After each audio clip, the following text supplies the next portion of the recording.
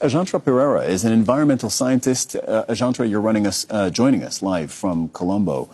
Sri Lanka is used to rainy seasons. It is used to cyclones. But this latest one, Cyclone Ditwa, has dumped an enormous amount of rain.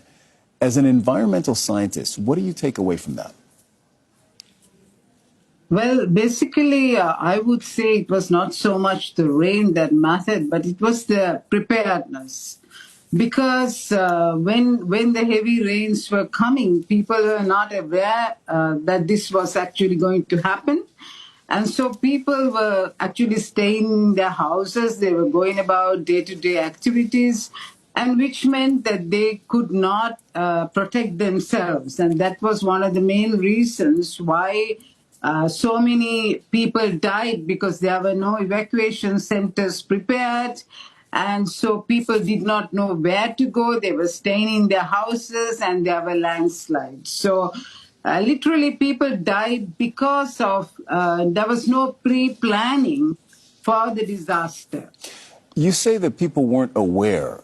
Would there normally be an early warning system in Sri Lanka for the cyclones to warn how much rain there's going to be, how strong the winds are going to be, and overall just how dangerous it's going to be?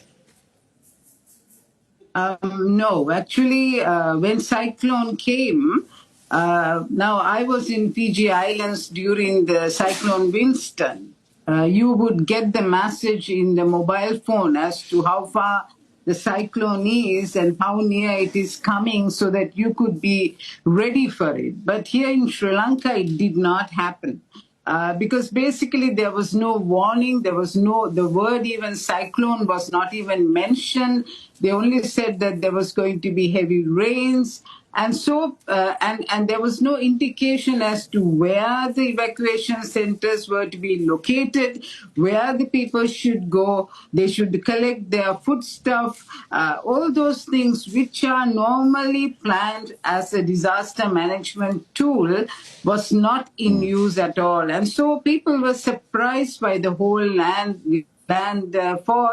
They were surprised by the heavy rains. And then when the dam spillover was open, people were still in the houses. And that's why so many disasters, so many lives were lost. Okay, so listening to you, it's pretty clear that this should have been much better prepared, and there should have been much better communication, especially with people who were on the path of the cyclone. We talk a lot about climate adaptation. I don't know how similar or dissimilar this is to what you're telling us, preparedness. In a country like Sri Lanka, what should adaptation look like? What does it mean for people who live in the most high-risk areas?